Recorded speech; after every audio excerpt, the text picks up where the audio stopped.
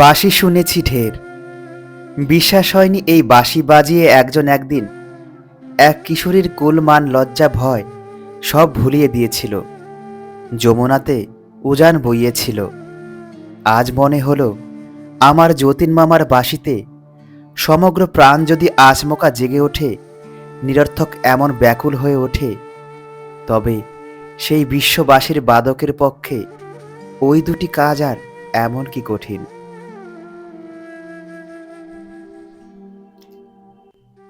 নমস্কার, আমি দেবাশিস। সোলফুল স্টোরিতে আপনাদের সবাইকে স্বাগত। আজকের গল্প মানিক বন্দ্যোপাধ্যায়ের লেখা অতসী মামি। সোলফুল স্টোরিতে যারা আজ নতুন, তারা অবশ্যই চ্যানেলটি সাবস্ক্রাইব করে আমাদের সঙ্গে যুক্ত থাকবেন। তো আসুন শুনে নেওয়া যাক আজকের গল্প অতসী মামি।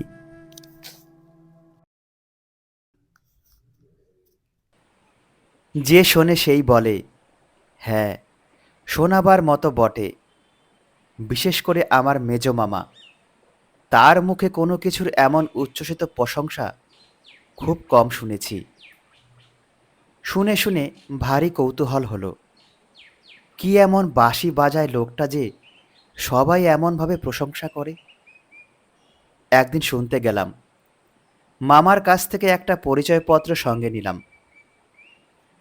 আমি থাকি বালিগঞ্জে, আর যার বাঁশি বাজানোর ওস্তাদির কথা বললাম, তিনি থাকেন ভবানীপুর অঞ্চলে।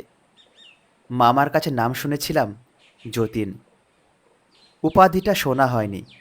আজ পরিচয়পত্রের ওপরে পুরো নাম দেখলাম, যতীন্দ্রনাথ রায়। বাড়িটা খুঁজে বার করে আমার তো চক্ষু স্থির।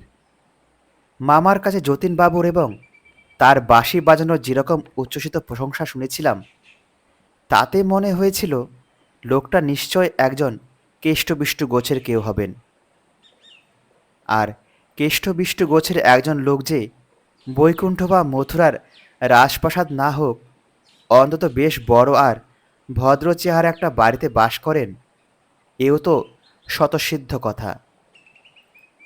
কিন্তু বাড়িটা যে গলিতে, সেটার কথা না হয় ছেড়েই দিলাম। এ যে ইট বার করা তিন কালের বুড়োর মতো নড়বড়ে একটা ইটের খাঁচা।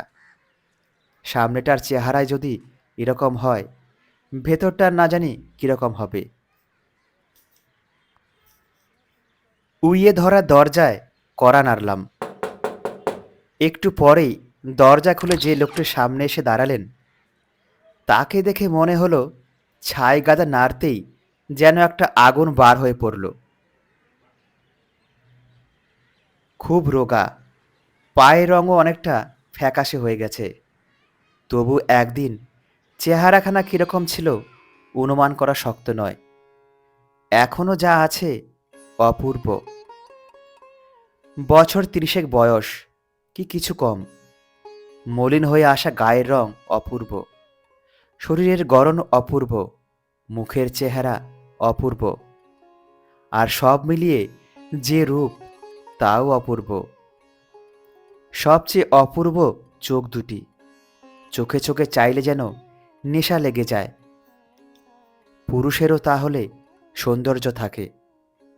ইট বার করা নোনা ধরা দেওয়াল আর উইয়ে ধরা দরজা, তার মাঝখানে লোকটিকে দেখে আমার মনে হলো ভারী সুন্দর একটা ছবিকে কে যেন অতি বিশ্রী একটা ফ্রেমে বাঁধিয়েছে। বললেন, আমি ছাড়া তো বাড়িতে কেউ নেই, সুতরাং আমাকেই চান। কিন্তু কি চান? আমার মুগ্ধ চিত্তে কে যেন একটা ঘা দিল। কি বিশ্রী গলার স্বর, কর্কশ। কথাগুলি মোলায়েম, কিন্তু লোকটার গলার স্বর শুনে মনে হলো যেন আমায় গালাগালি দিচ্ছেন।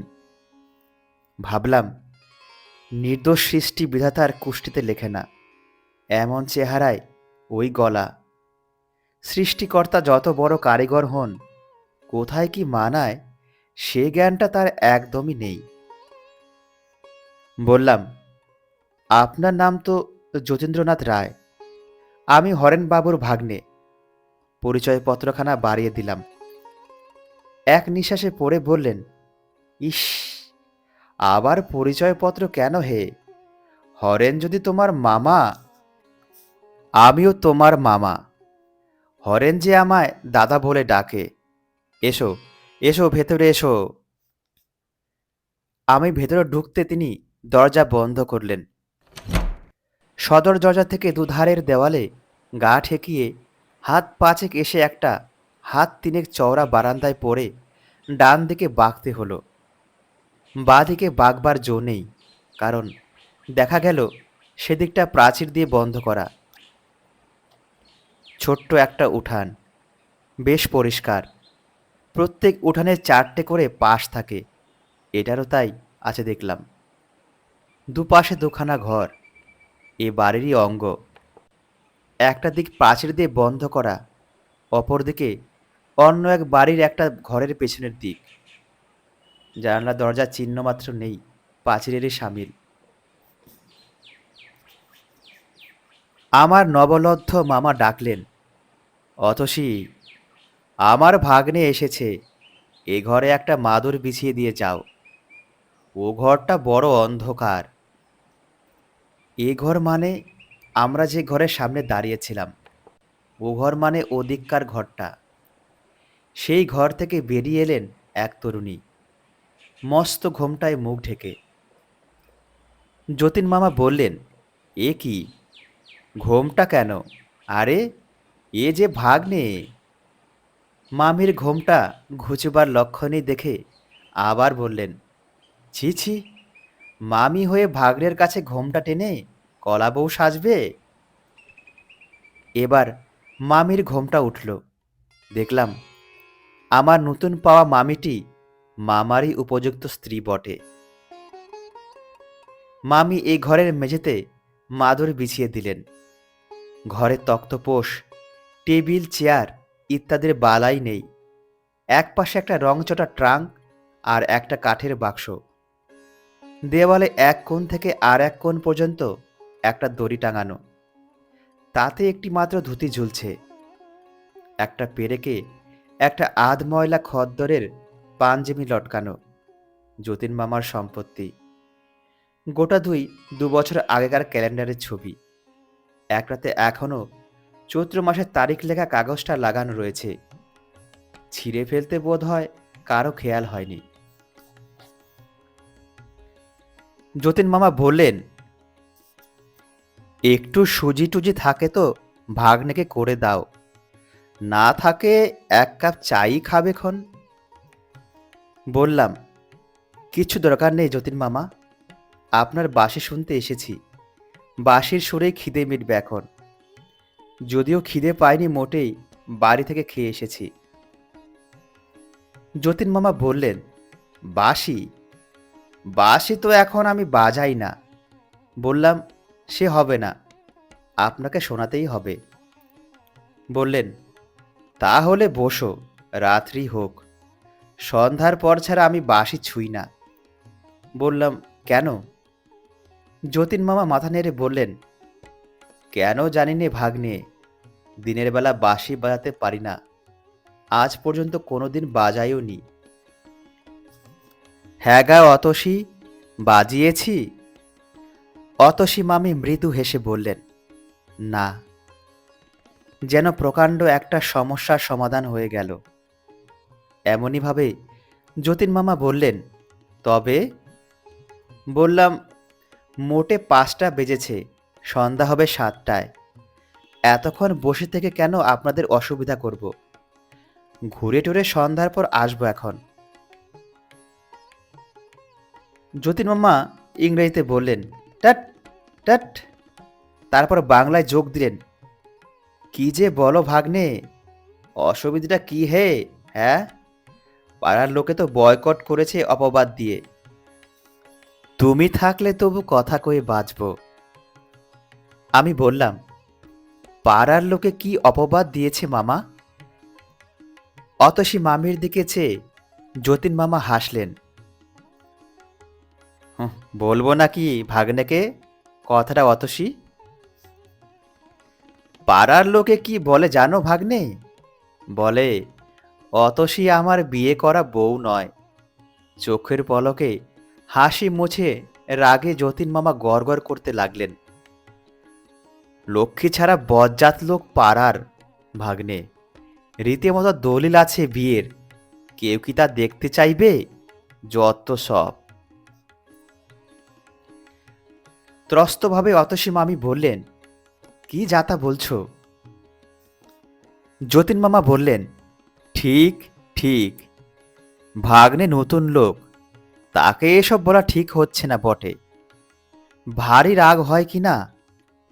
বলে হাসলেন। হঠাৎ বললেন, তোমরা যে কেউ কারোর সঙ্গে কথা বলছো না গো?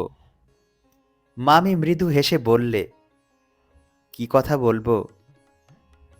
যতীন মামা বললেন, এই নাও, কি কথা বলবে তাও কি আমায় বলে দিতে হবে নাকি? যা হোক, কিছু বলে শুরু করো। গড় করে কথা আপনি এসে যাবে। মামি বললে, তোমার নামটি কি ভাগ্নে? যতীন মামা সশব্দে হেসে উঠলেন। হাসি থামিয়ে বললেন, এইবার ভাগ্নে পাল্টা প্রশ্ন করো। আজ কি রাঁধবে মামি? ব্যাস, খাসা আলাপ জমে যাবে। তোমার আরম্ভটা কিন্তু বেশ অতসী। মামির মুখ লাল হয়ে উঠল। আমি বললাম, অমন বিশ্রী প্রশ্ন আমি কখনো করব না মামি, আপনি নিশ্চিন্ত থাকুন। আমার নাম সুরেশ।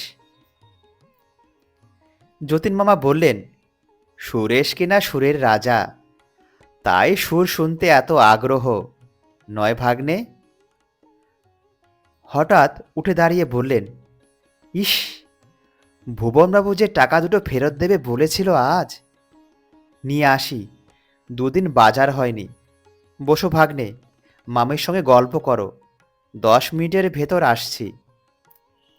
ঘরের বাইরে গিয়ে বললেন, দৌড়টা দিয়ে যাও অতসী, ভাগ্নে ছেলে মানুষ, কেউ তোমার লোভে ঘরে ঢুকলে ঠেকাতে পারবে না।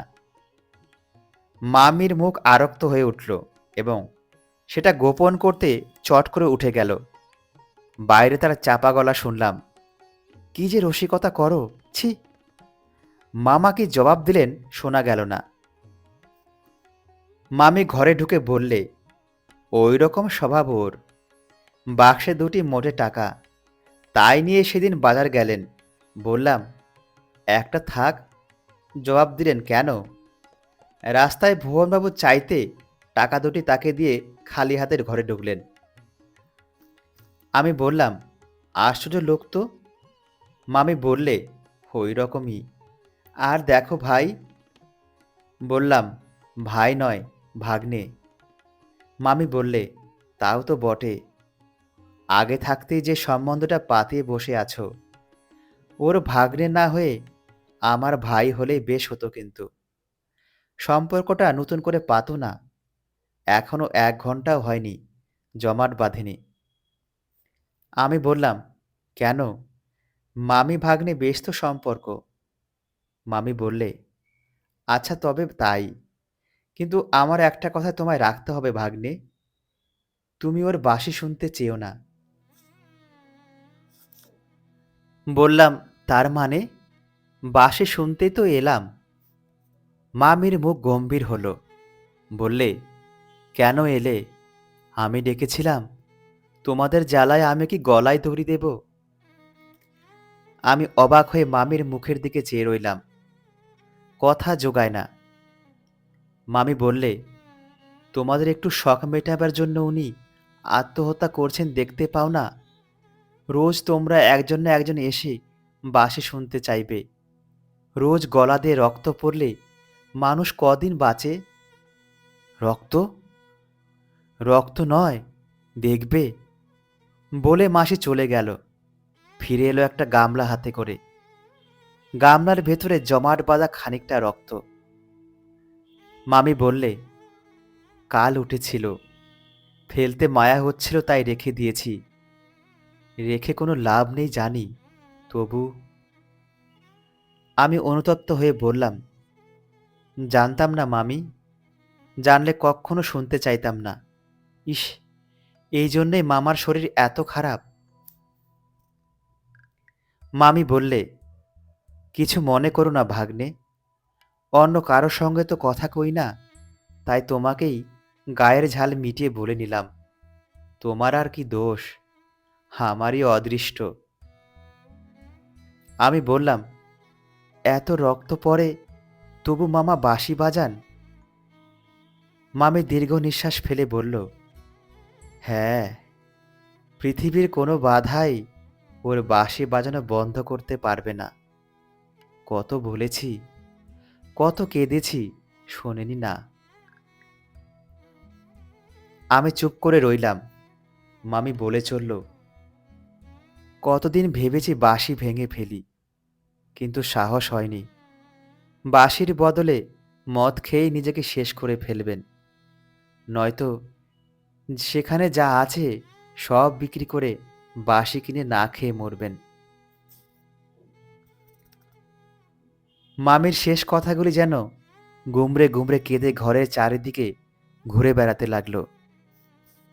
আমি কথা বলতে গেলাম, কিন্তু ফুটল না। মামি একটা দীর্ঘ নিঃশ্বাস ফেলে বললে, অথচ ওই একটা ছাড়া আমার কোনো কথাই ফেলেন না। আগে আকণ্ঠ মদ খেতেন, বিয়ের পর যেদিন মিনতি করে মদ ছাড়তে বললাম, সেই দিন থেকে ও জিনিস ছোঁয়াই ছেড়ে দিলেন। কিন্তু বাঁশির বিষয়ে কোনো কথাই শোনেন না। আমি বলতে গেলাম, মামি। মামি বোধহয় শুনতে পেল না, বলে চলল, একবার বাঁশি লুকিয়ে রেখেছিলাম। সে কি ছটফট করতে লাগলেন, যেন ওর সর্বস্ব হারিয়ে গেছে। বাইরে কড়া নাড়া শব্দ হলো। মামি দরজা খুলতে উঠে গেল। যতীন মামা ঘরে ঢুকতে ঢুকতে বললেন, দিলে না টাকা অতসী, বললে পরশু যেতে। পিছন থেকে মামি বললে, সে আমি আগেই জানি। যতীন মামা বললেন, দোকানদারটাই বা কি পাজি, এক পো সুজি চাইলাম, দিল না। মামার বাড়ি এসে ভাগ্নেকে দেখছি খালি পেটে ফিরতে হবে। মামি ম্লান মুখে বললে, সুজি দেয়নি ভালোই করেছে, শুধু জল দিয়ে তো আর সুজি হয় না। ঘি নেই? কবে আবার ঘি আনলে তুমি? তাও তো বটে, বলে যতীন মামা আমার দিকে চেয়ে হাসলেন, দিব্য সপ্রতিভ হাসি। আমি বললাম, কেন এত ব্যস্ত হচ্ছেন মামা? খাবারের কিছু দরকার নেই, ভাগ্নের সঙ্গে অত ভদ্রতা করতে নেই। মামি বললে, বসো তোমরা, আমি আসছি, বলে ঘর থেকে বেরিয়ে গেল।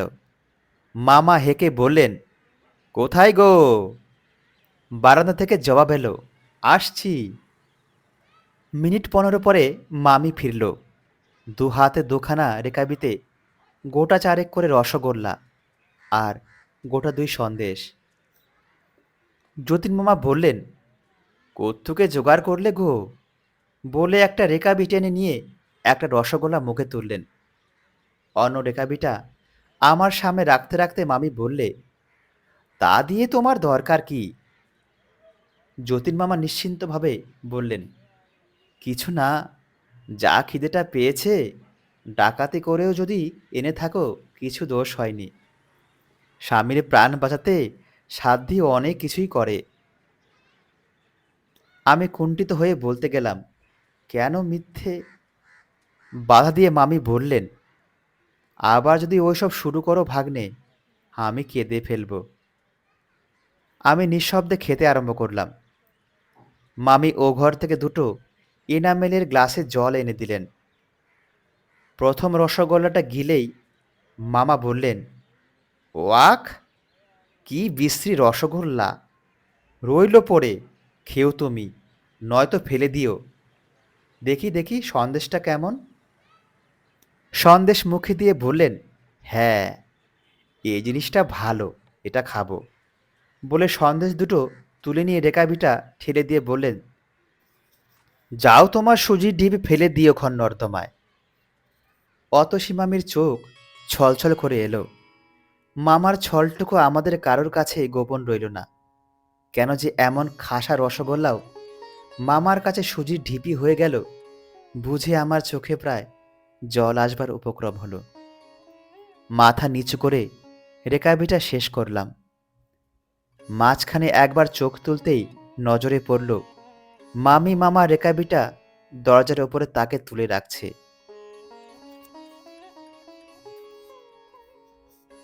সন্ধ্যার অন্ধকার ঘনিয়ে এলে মামি ঘরে ঘরে প্রদীপ দেখালো, ধুনো দিল। আমাদের ঘরে একটা প্রদীপ জ্বালিয়ে দিয়ে মামি চুপ করে দাঁড়িয়ে কি যেন ভাবতে লাগলো। যতীন মামা হেসে বলেন, আরে লজ্জা কিসের? নিত্যকার অভ্যাস, বাদ পড়লে রাতে ঘুম হবে না, ভাগ্নের কাছে লজ্জা করতে নেই। আমি বললাম, আমি না হয়। মামি বললে, বসো, উঠতে হবে না, অত লজ্জা নেই আমার, বলে গলায় আঁচল দিয়ে মামার পায়ের কাছে মাটিতে মাথা ঠেকে প্রণাম করল। লজ্জায় সুখে তৃপ্তিতে আরক্ত মুখখানি নিয়ে অতসী মামি যখন উঠে দাঁড়ালো, আমি বললাম, দাঁড়াও মামি, একটা প্রণাম করে নি। মামি বললে, না না, ছি ছি। বললাম, ছি ছি নয় মামি, আমার নিত্যাকার অভ্যাস না হতে পারে, কিন্তু তোমায় প্রণাম না করে যদি আজ বাড়ি ফিরি, রাত্রে আমার ঘুম হবে না ঠিক। বলে মামির পায়ে হাত দিয়ে প্রণাম করলাম। যতীন মামা হো হো করে হেসে উঠলেন। মামি বললেন, দেখো তো ভাগ্নের কাণ্ড। যতীন মামা বললেন, ভক্তি হয়েছে গো, সকাল সন্ধ্যা স্বামীকে প্রণাম করো জেনে শ্রদ্ধা হয়েছে ভাগ্নের। কি যে বলো, বলে মামি পলায়ন করল। বারান্দা থেকে বলে গেল, আমি রান্না করতে গেলাম। যতীন মামা বললেন, এইবার বাসি শোনো। আমি বললাম, থাকগে, কাজ নেই মামা, শেষে আবার রক্ত পড়তে আরম্ভ করবে। যতীন মামা বললেন, তুমিও শেষে ঘ্যান ঘ্যান প্যান প্যান আরম্ভ করলে ভাগ্নে? রক্ত পড়বে তো হয়েছে কি, তুমি শুনলেও আমি বাজাবো, না শুনলেও বাজাবো। খুশি হয় রান্নাঘরে মামের কাছে বসে কানে আঙ্গুল দিয়ে থাকোগে। কাঠের বাক্সটা খুলে বাঁশির কাঠের কেসটা বার করলেন। বললেন, বারান্দায় চলো, ঘরে বড় শব্দ হয়। নিজেই বারান্দায় মাদুরটা তুলে এনে বিছিয়ে নিলেন। দেওয়ালে ঠেস দিয়ে বসে বাঁশিটা মুখে তুললেন। হঠাৎ আমার মনে হলো, আমার ভেতর যেন একটা উন্মাদ, একটা ক্ষেপা উদাসীন ঘুমিয়েছিল, আজ বাঁশির সুরের নাড়ায় জেগে উঠল। বাঁশির সুর এসে লাগে কানে, কিন্তু আমার মনে হলো বুকের তলে যেন সাড়া পৌঁছেছে। অতি তীব্র বেদনার মধুরতম আত্মপ্রকাশ কেবল বুকের মাঝে গিয়ে পৌঁছায়নি, বাইরের এই ঘরদোরকেও যেন স্পর্শ করে জীবন্ত করে তুলেছে। আর আকাশকে, বাতাসকে মৃদুভাবে স্পর্শ করতে করতে যেন দূরে, বহু দূরে, যেখানে গোটা কয়েক তারা ফুটে উঠেছে দেখতে পাচ্ছি, সেইখানে স্বপ্নের মায়ার মধ্যে লয় পাচ্ছে। অন্তরে ব্যথা বোধ করে আনন্দ পাবার যতগুলি অনুভূতি আছে, বাঁশির সুর যেন তাদের সঙ্গে কোলাকুলি আরম্ভ করেছে। বাঁশি শুনেছি ঢের, বিশ্বাস হয়নি এই বাঁশি বাজিয়ে একজন একদিন এক কিশোরীর কুলমান লজ্জা ভয় সব ভুলিয়ে দিয়েছিল, যমুনাতে উজান বইয়েছিল। আজ মনে হলো, আমার যতীন মামার বাঁশতে সমগ্র প্রাণ যদি আচমকা জেগে ওঠে, নিরর্থক এমন ব্যাকুল হয়ে ওঠে, তবে সেই বিশ্ববাসীর বাদকের পক্ষে ওই দুটি কাজ করা আর এমন কি কঠিন। দেখি মামি কখন এসে নিঃশব্দে ওদিকে বারান্দায় বসে পড়েছে। খুব সম্ভব ওই ঘরটায় রান্নাঘর, কিংবা রান্নাঘরে যাবার পথ ওই ঘরের ভেতর দিয়ে। যতীন মামার দিকে চেয়ে দেখলাম, খুব সম্ভব সংজ্ঞা নেই, এ যেন সুরের আত্মভোলা সাধক সমাধি পেয়ে গেছে। কতক্ষণ বাঁশি চলেছিল ঠিক মনে নেই, বোধ হয় ঘন্টা দেড়েক হবে। হঠাৎ এক সময়ে বাঁশি থামে যতীন মামা ভয়ানক কাশতে আরম্ভ করলেন। বারান্দার ক্ষীণ আলোতে বুঝতে পারলাম মামার চোখ মুখ অস্বাভাবিক রকম লাল হয়ে উঠেছে। অতসী মামি বোধহয় প্রস্তুত ছিল, জল আর পাখা নিয়ে ছুটে এলো। খানিকটা রক্ত তুলে মামির শুশ্রূষায় যতীন মামা অনেকটা সুস্থ হলেন। মাদুরের ওপর একটা বালিশ পেতে মামি তাকে শুইয়ে দিল। পাখা নেড়ে নীরবে হাওয়া করতে লাগলো। তারপর একসময় উঠে দাঁড়িয়ে বললাম, আজ আসি যতীন মামা। মামা কিছু বলবার আগেই মামি বললে, তুমি এখন কথা কইও না, ভাগ্নের বাড়িতে ভাববে আজ থাক, আরেকদিন এসে খেয়ে যাবে। এখন চলো, আমি দরজা দিয়ে আসছি। সদরের দরজা খুলে বাইরে যাব। মামি আমার একটা হাত চেপে ধরে বললে, একটু দাঁড়াও ভাগ্নে, সামলে নিই। প্রদীপের আলোতে দেখলাম মামির সমস্ত শরীর থরথর করে কাঁপছে। একটু সুস্থ হয়ে বললে, ওর রক্ত পড়া দেখলেই আমার এরকম হয়, বাসি শুনেও হতে পারে। আচ্ছা, এবার এসো ভাগ্নে, শিগগির আর একদিন আসবে কিন্তু। বললাম, মামার বাঁশি ছাড়াতে পারি কিনা একবার চেষ্টা করে দেখব মামি। মামি ব্যগ্র কণ্ঠে বললে, পারবে, পারবে তুমি? যদি তুমি পারো ভাগ্নে, শুধু তোমার যতীন মামাকে নয়, আমাকেও প্রাণ দেবে। অতসী মামি ঝরঝর করে কেঁদে ফেললে। রাস্তায় নেমে বললাম, খিলটা লাগিয়ে দাও মামি। কেবলই মনে হয়, নেশাকে মানুষ এত বড় দাম দেয় কেন? লাভ কি? এই যে যতীন মামা পলে পলে জীবন উৎসর্গ করে সুরের জাল বুনবার নেশায় মেতে যান, মানে তাতে আনন্দ আছে। যে সৃষ্টি করে তারও, যে শোনে তারও। কিন্তু এত চড়া মূল্য দিয়ে কি সেই আনন্দ কিনতে হবে? এই যে স্বপ্ন সৃষ্টি, এ তো ক্ষণিকের। যতক্ষণ সৃষ্টি করা যায় শুধু ততক্ষণ এর স্থিতি। তারপর বাস্তবের কঠোরতার মাঝে এ স্বপ্নের চিহ্নও তো খুঁজে পাওয়া যায় না। এ নিরর্থক মায়া সৃষ্টি করে নিজেকে ভোলাবার প্রয়াস কেন? মানুষের মন কি বিচিত্র! আমারও ইচ্ছে করে যতীন মামার মতো সুরের আলোয় ভুবন ছেয়ে ফেলে, সুরের আগুন গগনে বেয়ে তুলে পলে পলে নিজেকে শেষ করে আনি। লাভ নেই, নাই বা রইল। এতদিন জানতাম আমিও বাঁশি বাজাতে জানি, বন্ধুরা শুনে প্রশংসা করে এসেছে। বাঁশি বাজিয়ে আনন্দ যে না পাই তা নয়, কিন্তু যতীন মামার বাঁশি শুনে এসে মনে হলো বাঁশি বাজানো আমার জন্যে নয়। এক একটা কাজ করতে এক একজন লোক জন্মায়, আমি বাঁশি বাজাতে জন্মাইনি।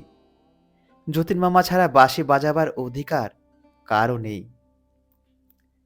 থাকতে পারে কারো অধিকার, কারো কারো বাঁশি হয়তো যতীন মামার বাঁশির চেয়েও মনকে উতলা করে তোলে। আমি তাদের চিনি না। একদিন বললাম, বাঁশি শিখিয়ে দেবে মামা? যতীন মামা হেসে বলল, বাঁশি কি শেখাবার জিনিস ভাগ্নে? ও শিখতে হয়। তা ঠিক, আর শিখতেও হয় মন দিয়ে, প্রাণ দিয়ে, সমগ্র সত্তা দিয়ে। নইলে আমার বাঁশি শেখার মতোই সে শিক্ষা ব্যর্থ হয়ে যায়। অতসী মামিকে সেদিন বিদায় নেবার সময় যে কথা বলেছিলাম সে কথা ভুলিনি। কিন্তু কি করে যে যতীন মামার বাঁশি ছাড়াবো ভেবে পেলাম না।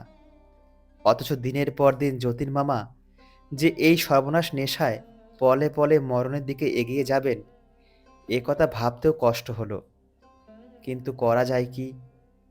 মামির প্রতি যতীন মামার যে ভালোবাসা, তার বোধ হয় তল নেই। মামির কান্নায় যখন ঠেলেছেন, তখন আমার সাধ্য কি তাকে ঠেকিয়ে রাখি। একদিন বললাম, মামা, আর বাঁশি বাজাবেন না। যতীন মামা চোখ বড় বড় করে বললেন, বাঁশি বাজাবো না? বলো কি ভাগ্নে, তাহলে বাজবো কি করে? বললাম, গলা দিয়ে তো রক্ত উঠছে, মামি কত কাঁদে। তা আমি কি করব, একটু আধটু কাদা ভালো, বলে হাঁকলেন, অতসী, অতসী। মামি এলো। মামা বললেন, কান্না কি জন্য শুনি? বাঁশি ছেড়ে দিয়ে আমায় মরতে বলো নাকি? তাতে কান্না বাড়বে, কমবে না। মামি ম্লান মুখে চুপ করে দাঁড়িয়ে রইল। মামা বললেন, জানো ভাগ্নে, এই অতসীর জ্বালায় আমার বেঁচে থাকা ভার হয়ে উঠেছে। কোত্থেকে উড়ে এসে জুড়ে বসলেন, নড়বার নাম নেই। ওর ভার ঘাড়ে না থাকলে বাঁশি বগলে মনের আনন্দে দেশ বিদেশে ঘুরে বেড়াতাম। বেড়ানো টেরানো সব মাথায় উঠেছে। মামি বললে, যাও না বেড়াতে, আমি ধরে রেখেছি। রাখুনি? বলে মামা এমনইভাবে চাইলেন যে নিজের চোখে তিনি অতসী মামিকে খুন করতে দেখেছেন, আর মামি এখন তার সম্মুখে সে কথা অস্বীকার করছে। মামির চোখে জল এলো, অশ্রুজড়িত কণ্ঠে বললে, অমন করো তো, আমি একদিন। মামা একেবারে জল হয়ে গেলেন। আমার সামনেই মামির হাত ধরে কোচার কাপড় দিয়ে চোখ মুছে দিয়ে বললেন, ঠাট্টা করছিলাম, সত্যি বলছি অতসী। চট করে হাত ছাড়িয়ে মামি চলে গেল। আমি বললাম, কেন মিথ্যে চটালেন মামিকে? যতীন মামা বললেন, চটেনি, লজ্জায় পালালো। কিন্তু একদিন যতীন মামাকে বাঁশি ছাড়তে হলো। মামি ছাড়ালো। মামির একদিন হঠাৎ টাইফয়েড জ্বর হলো। সেদিন বুঝি জ্বরের 17 দিন। সকাল 9টা বাজে, মামি ঘুমুচ্ছে। আমি তার মাথায় আইস ব্যাগটা চেপে ধরে আছি। যতীন মামা একটু টুলে বসে ম্লান মুখে চেয়ে আছেন। রাত্রি জেগে তার শরীর আরো শীর্ণ হয়ে গেছে, চোখ দুটি লাল হয়ে উঠেছে, মুখে খোঁচা খোঁচা দাড়ি, চুল উস্কো খুস্কো। হঠাৎ টুল ছেড়ে উঠে মামা ট্রাঙ্কটা খুলে বাঁশিটা বার করলেন। আজ 17 দিন এটা বাক্সেই বন্ধ ছিল। সবিস্ময়ে বললাম, বাঁশি কি হবে মামা? ছেঁড়া পামসুতে পা ঢুকাতে ঢুকাতে মামা বললেন, বেচে দিয়ে আসবো। তার মানে? যতীন মামা ম্লান হাসি হেসে বললেন, তার মানে ডাক্তার বোসকে আর একটা কল দিতে হবে।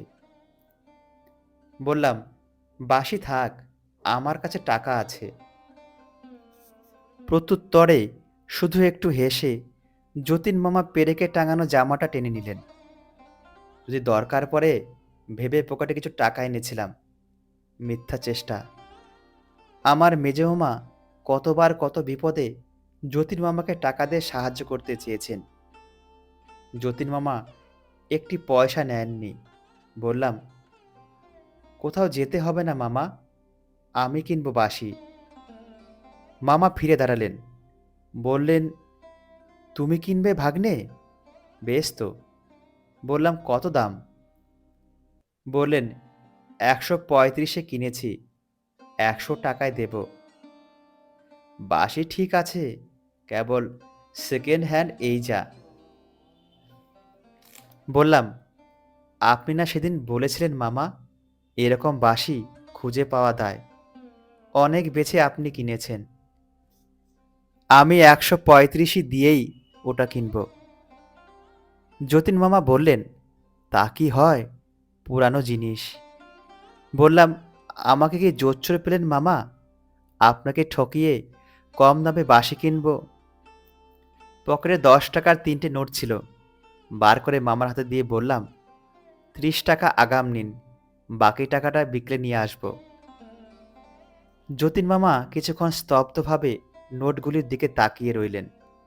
তারপর বললেন, আচ্ছা। আমি অন্যদিকে মুখ ফিরে নিলাম। যতীন মামার মুখের ভাবটা দেখবার সাধ্য হলো না। যতীন মামা ডাকলেন, ভাগ্নে। ফিরে তাকালাম। যতীন মামা হাসবার চেষ্টা করে বললেন, খুব বেশি কষ্ট হচ্ছে ভেবো না, বুঝলে ভাগ্নে। আমার চোখে জল এলো। তাড়াতাড়ি মুখ ফিরিয়ে মামির শিয়রে গিয়ে বসলাম। মামির ঘুম ভাঙেনি, জানতেও পারল না যে রক্তপিপাসু বাঁশিটা ঝলকে ঝলকে মামা রক্ত পান করেছে। আমি আজ সেই বাঁশিটা কিনে নিলাম। মনে মনে বললাম, মিথ্যে আশা, এ যে বালির বাঁধ। একটা বাঁশি গেল, আর একটা কিনতে কতক্ষণ। লাভের মধ্যে যতীন মামা একান্ত প্রিয় বস্তু হাতছাড়া হয়ে যাবার বেদনাটাই পেলেন। বিকালে বাকিটাকে এনে দিতেই যতীন মামা বললেন, বাড়ি যাবার সময় বাঁশিটা নিয়ে যেও। আমি ঘরে ঢুকতে ঢুকতে বললাম, থাক না এখন কদিন, এত তাড়াতাড়ি কিসের? যতীন মামা বললেন, না, পরের জিনিস আমি বাড়িতে রাখি না। বুঝলাম, পরের হাতে চলে যাওয়া বাঁশিটা চোখের ওপর থাকা তার সহ্য হবে না। বললাম, বেশ মামা, তাই নিয়ে যাবক্ষণ। মামা ঘাড় নেড়ে বললেন, হ্যাঁ, নিয়ে যেও। তোমার জিনিস এখানে কেন ফেলে রাখবে, বুঝলে না? 19 দিনের দিন মামির অবস্থা সংকটজনক হয়ে উঠল। যতীন মামা টুলটা বিছানার কাছে টেনে এনে মামির একটা হাত মুঠো করে ধরে নীরবে তার রোগশীর্ণ ঝরা ফুলের মতো ম্লান মুখের দিকে চেয়েছিলেন। হঠাৎ অতসী মামি বললে, ওগো, আমি বোধ হয় আর বাঁচব না। যতীন মামা বললেন, তা কি হয় অতসী, তোমায় বাঁচতে হবেই। তুমি না বাঁচলে আমিও যে বাঁচব না। মামি বললে, বালাই, বাঁচবে বই কি। দেখো, আমি যদি নাই বাঁচি, আমার একটা কথা রাখবে? যতীন মামা নত হয়ে বললেন, রাখবো, বলো। বাঁশি বাজানো ছেড়ে দিও। তিল তিল করে তোমার শরীর ক্ষয় হচ্ছে দেখে ওপারে গিয়েও আমার শান্তি থাকবে না। রাখবে আমার কথা? মামা বললেন, তাই হবে অতসী, তুমি ভালো হয়ে ওঠো, আমি আর বাঁশি ছোবো না। মামির শীর্ণ ঠোঁটে সুখের হাসি ফুটে উঠল। মামার একটা হাত বুকের ওপর টেনে শ্রান্তভাবে মামি চোখ বুজল। আমি বুঝলাম, যতীন মামা আস্তার রোগ শয্যাগতা অতসীর জন্য কত বড় একটা ত্যাগ করলেন। অতি মৃদু স্বরে উচ্চারিত ওই কটি কথা, তুমি ভালো হয়ে ওঠো, আমি আর বাঁশি ছোবো না। অন্যে না বুঝুক, আমি তো যতীন মামাকে চিনি। আমি জানি, অতসী মামিও জানে, ওই কটি কথার পেছনে কতখানি জোর আছে। বাঁশি বাজাবার জন্য মন উন্মাদ হয়ে উঠলেও যতীন মামা আর বাঁশি ছোবেন না। শেষ পর্যন্ত মামি ভালো হয়ে উঠল। যতীন মামার মুখে হাসি ফুটল। মামি যেদিন পথ্য পেল, সেদিন হেসে মামা বললেন, কি গো, বাজবে না বলে? অমনি মুখের কথা কিনা, যে চারাল খুড়োর কাছ থেকে তোমায় ছিনিয়ে এনেছি, জম্বেটা তো ভালো মানুষ। আমি বললাম, চারাল খুড়ো আবার কি মামা? মামা বললেন, তুমি জানো না বুঝি, সে এক দ্বিতীয় মহাভারত। আমি বললেম, গরু নিন্দা করো না। মামা বললেন, গরু নিন্দা কি, গুরুতর নিন্দা করব। ভাগ্নেকে দেখাও না অতসী তোমার পিঠের দাগটা।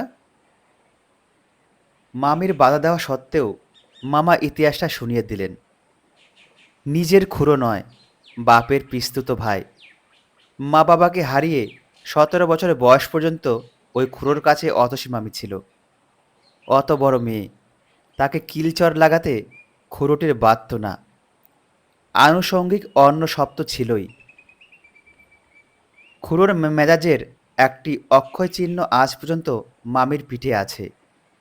পাশের বাড়িতে যতীন মামা বাঁশি বাজাতেন আর আকণ্ঠ মদ খেতেন।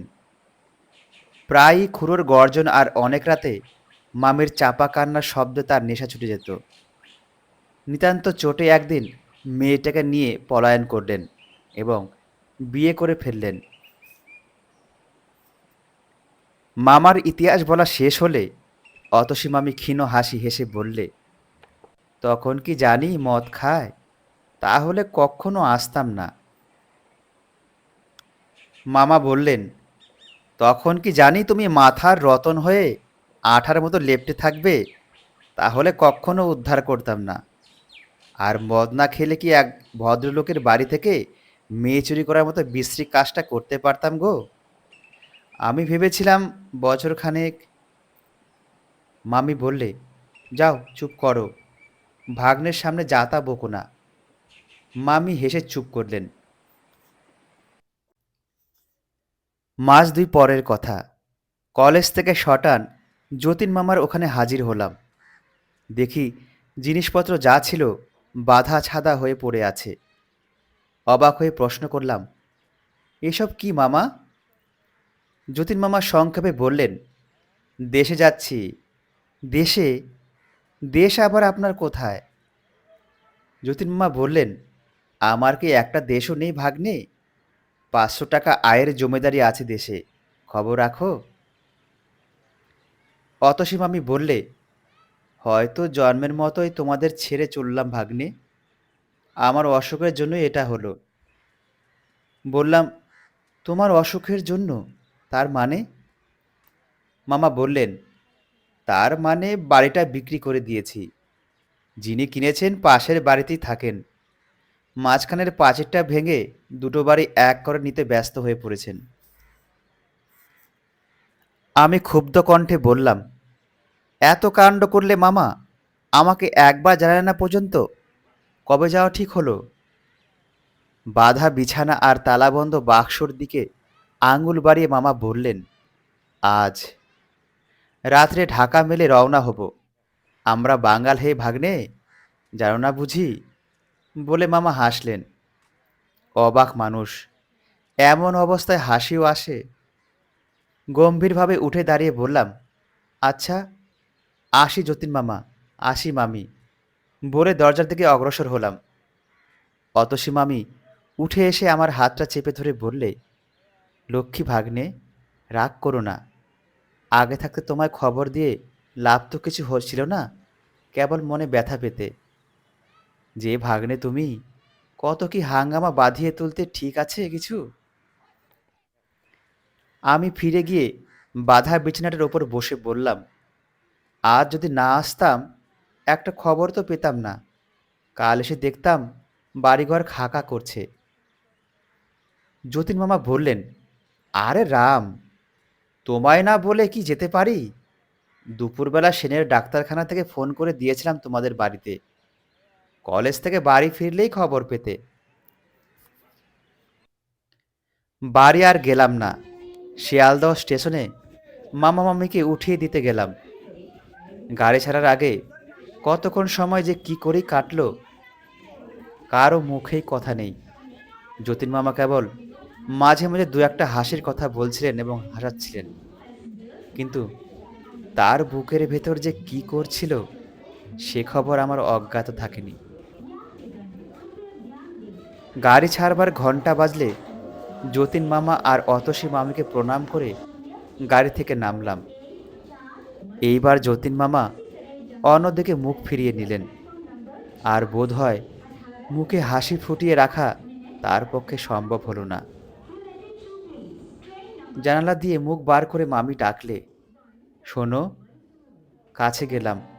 মামি বললে, তোমাকে ভাগ্নে বলি আর যাই বলি, মনে মনে জানি তুমি আমার ছোট ভাই।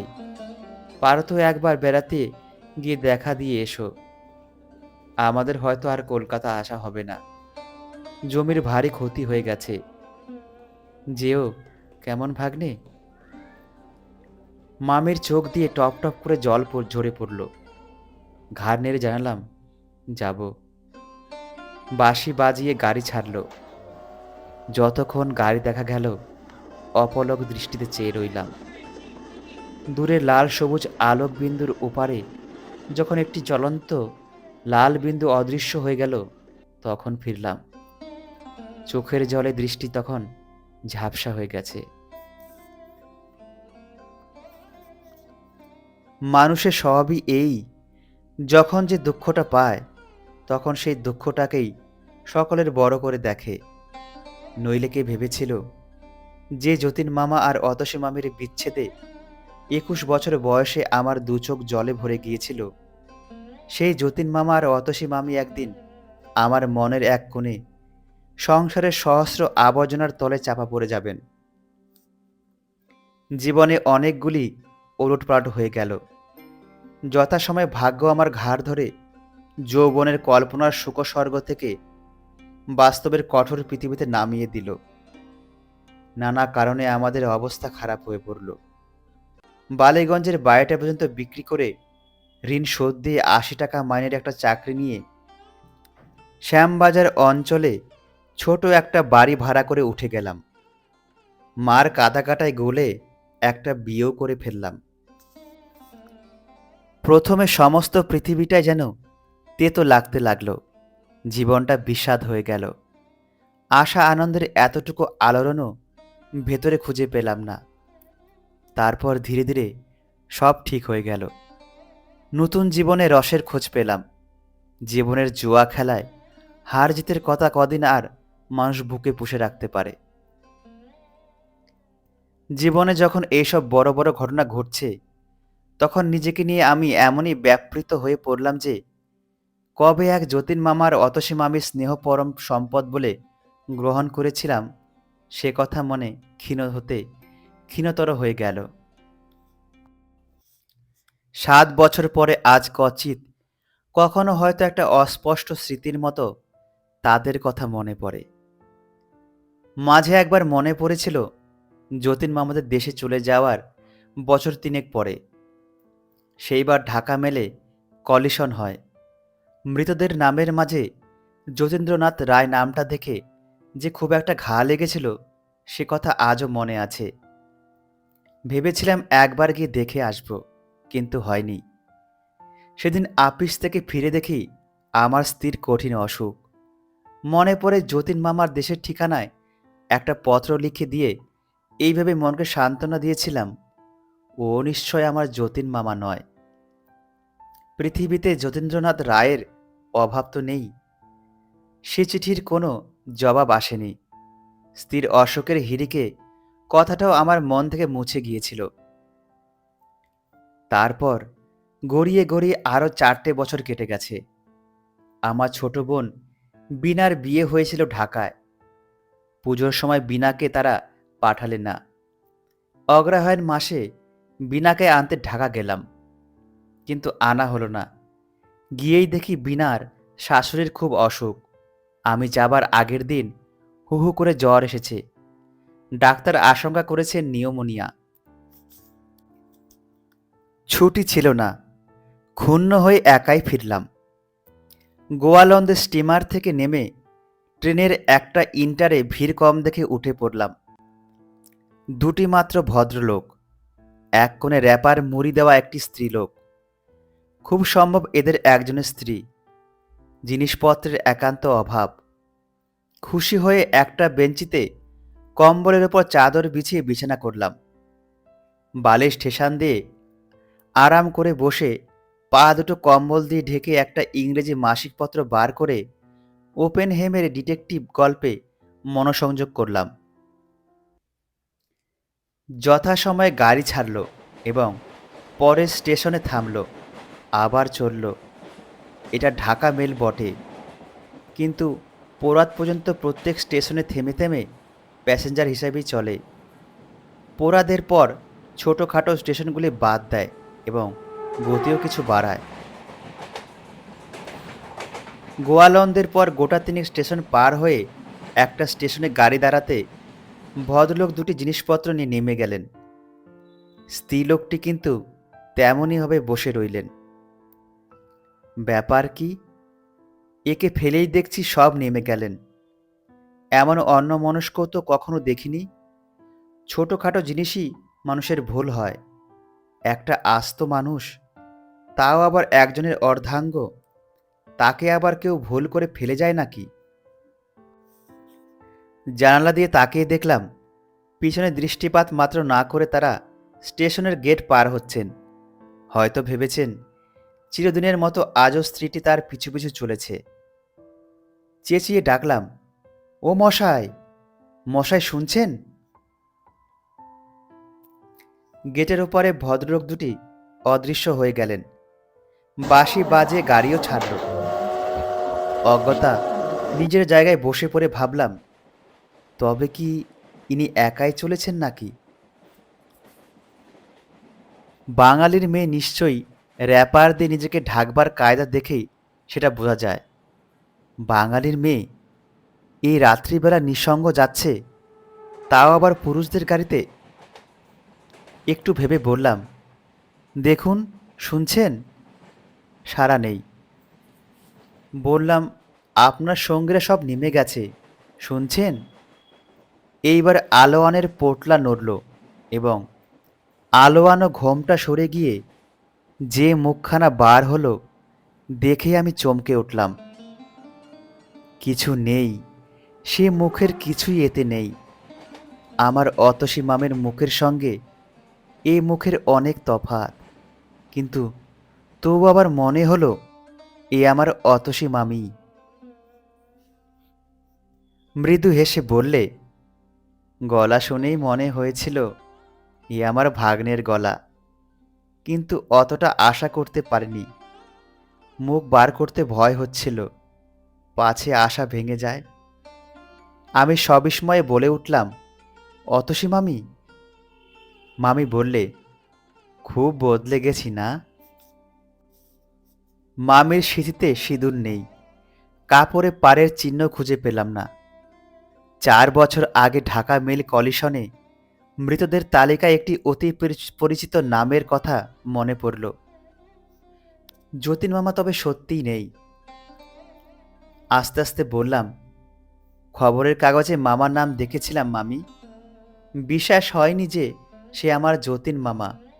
একটা চিঠি লিখেছিলাম, পাওনি? মামি বললে, না। তারপরে আমি ওখান থেকে 2-3 মাসের জন্য চলে যাই।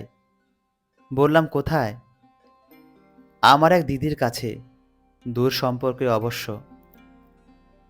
আমায় কেন একটা খবর দিলে না মামি? মামি চুপ করে রইল। ভাগ্নের কথা বুঝি মনে ছিল না? মামি বললে, তা নয়, কিন্তু খবর দিয়ে আর কি হতো? যা হবার তা তো হয়েই গেল। বাঁশিকে ঠেকিয়ে রাখলাম, কিন্তু নিয়তিকে তো ঠেকাতে পারলাম না। তোমার মেজ মামার কাছে তোমার কথাও সব শুনলাম। আমার দুর্ভাগ্য নিয়ে তোমায় আর বিরক্ত করতে ইচ্ছে হলো না। জানি তো একটা খবর দিলেই তুমি ছুটে আসবে। চুপ করে রইলাম। বলবার কি আছে? কি নিয়েই বা অভিমান করব? খবরের কাগজে যতীন মামার নাম পড়ে একটা চিঠি লিখে তো আমার কর্তব্য শেষ করেছিলাম। মামি বললে, কি করছো এখন ভাগ্নে? চাকরি? এখন তুমি যাচ্ছ কোথায়? মামি বললে, একটু পরেই বুঝবে। ছেলেপিলে কটি? আশ্চর্য, জগতে এত প্রশ্ন থাকতে এই প্রশ্নটাই সকালের আগে মামির মনে জেগে উঠল। বললাম, একটি ছেলে। ভারী ইচ্ছে করছে আমার ভাগ্নের খোয়াকে দেখে আসতে। দেখাবে একবার কার মতো হয়েছে, তোমার মতো না তার মার মতো? কত বড় হয়েছে? বললাম, 3 বছর চলছে। চলো না আমাদের বাড়ি মামি, বাকি প্রশ্নগুলির জবাব নিজের চোখেই দেখে আসবে। মামি হেসে বললে, গিয়ে যদি আর না নড়ি? বললাম, তেমন ভাগ্য কি হবে? কিন্তু সত্যি কোথায় চলেছ মামি? এখন থাকো কোথায়? মামি বললে, থাকি দেশেই, কোথায় যাচ্ছি একটু পরে বুঝবে। ভালো কথা, সেই বাঁশিটা কি হলো ভাগ্নে? এইখানে আছে। এইখানে? এই গাড়িতে? বললাম, হুঁ। আমার ছোট বোন বিনাকে আনতে গিয়েছিলাম। সে লিখেছিল বাঁশিটা নিয়ে যেতে। সবাই নাকি শুনতে চেয়েছিল। মামি বললে, তুমি বাজাতে জানো নাকি? বার করো না বাঁশিটা। ওপর থেকে বাঁশির কেসটা পারলাম। বাঁশিটা বার করতেই মামি ব্যাঘ্র হাতে টেনে নিয়ে এক দৃষ্টিতে সেটার দিকে চেয়ে রইল। একটা দীর্ঘ নিঃশ্বাস ফেলে বললে, বিয়ের পর এটাকে বন্ধু বলে গ্রহণ করেছিলাম। মাঝখানে এর চেয়ে বড় শত্রু আমার ছিল না। আজ আবার এটাকে বন্ধু মনে হচ্ছে। শেষ 3টা বছর বাঁশিটার জন্য ছটফট করে কাটিয়েছিলাম। আজ মনে হচ্ছে বাঁশি বাজানো ছাড়তে না বললেই হয়তো ভালো হতো। বাঁশির ভেতর দিয়ে মরণকে বরণ করলে তবু শান্তিতে যেতে পারতেন। শেষ কটা বছর এত মনোকষ্ট ভোগ করতে হতো না। বাঁশির অংশগুলি লাগিয়ে মামি মুখে তুলল। পরক্ষণে ট্রেনের ঝমঝমানি ছাপিয়ে চমৎকার বাঁশি বেজে উঠল। পাকা গুণীর হাতের স্পর্শ পেয়ে বাঁশি যেন প্রাণ পেয়ে অপূর্ব বেদনাময় সুরের জাল বুনে চলল। আমার বিস্ময়ের সীমা ছিল না। এ তো অল্প সাধনার কাজ নয়। যার তার হাতে বাঁশি তো এমন অপূর্ব কান্না কাঁদে না। মামের চক্ষু ধীরে ধীরে নিমিলিত হয়ে গেল। তার দিকে চেয়ে ভবানীপুরে একটি অতি ক্ষুদ্র বাড়ির প্রদীপের স্বল্পালোকে বারান্দার দেওয়ালে ঠেস দেওয়া এক সুর সাধকের মূর্তি আমার মনে জেগে উঠল। মাঝে 7টা বছর কেটে গেছে। যতীন মামার সেই অপূর্ব বাঁশির সুর একদিন শুনেছিলাম। সে সুর মনের তোলে কোথায় হারিয়ে গেছে। আজ অতসী মামির বাঁশি শুনে মনে হতে লাগলো সেই হারিয়ে যাওয়া সুরগুলি যেন ফিরে এসে আমার প্রাণে মৃদু গুঞ্জন শুরু করে দিয়েছে। এক সময় বাঁশি থেমে গেল। মামির একটা দীর্ঘ নিঃশ্বাস ঝরে পড়ল। আমারও। কতক্ষণ স্তব্ধ হয়ে থেকে বললাম, এ কথাটাও তো গোপন রেখেছিলে। মামি বললে, বিয়ের পর শিখিয়েছিলেন। বাঁশি শিখবার কি আগ্রহী তখন আমার ছিল। তারপর যেদিন বুঝলাম বাঁশি আমার শত্রু, সেই দিন থেকে আর ছুঁইনি। আজ কতকাল পরে বাজালাম। মনে হয়েছিল বুঝি ভুলে গেছি। ট্রেন এসে একটা স্টেশনে দাঁড়ালো। মামি জানালা দিয়ে মুখ বার করে আলোর গায়ে লেখা স্টেশনের নামটা পড়ে ভেতরে মুখ ঢুকিয়ে বললে, পরের স্টেশনে আমি নেমে যাব ভাগ্নে।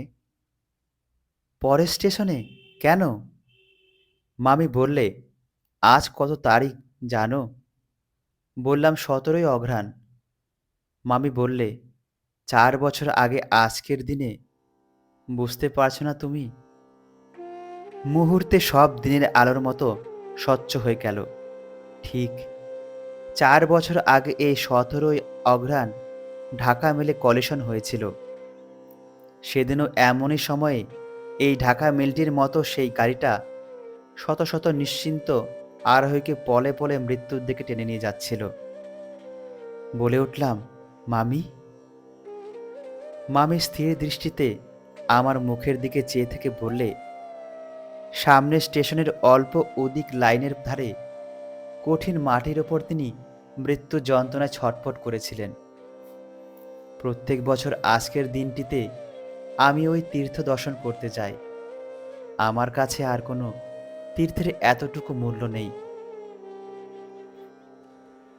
হঠাৎ জানালার কাছে সরে গিয়ে বাইরের দিকে আঙ্গুল বাড়িয়ে মামি বলে উঠল, ওই ওইখানে দেখতে পাচ্ছ না?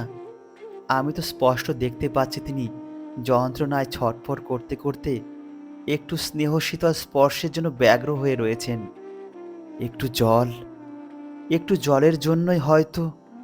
উহ, মা গো, আমি তখন কোথায়? 2 হাতে মুখ ঢেকে মামি ভেতরে এসে বসে পড়ল। ধীরে ধীরে গাড়িখানা স্টেশনের ভেতর ঢুকল। বিছানাটা গুটিয়ে নিয়ে আমি বললাম, চলো মামি, আমি তোমার সঙ্গে যাব। মামি বললে, না। বললাম, এই রাত্রে তোমাকে একলা যেতে দিতে পারবো না মামি। মামির চোখ জ্বলে উঠল। ছি, তোমার তো বুদ্ধির অভাব নেই ভাগ্নে। আমি কি সঙ্গী নিয়ে সেখানে যেতে পারি?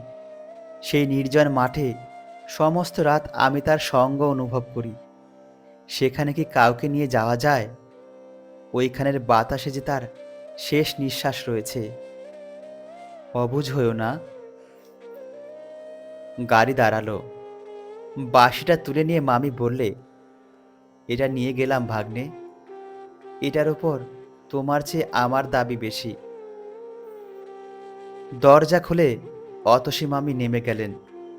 আমি নির্বাক হয়ে চেয়ে রইলাম। আবার বাঁশি বাজিয়ে গাড়ি ছাড়ল।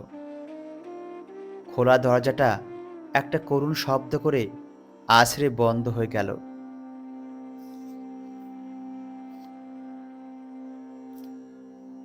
এতক্ষণ শুনছিলেন মানিক বন্দ্যোপাধ্যায়ের লেখা গল্প অতসী মামি। আমাদের গল্প আপনাদের কেমন লাগলো নিচে কমেন্ট করে জানাবেন। দেখা হচ্ছে পরবর্তী গল্পে। ততক্ষণ সবাই ভালো থাকবেন, সুস্থ থাকবেন।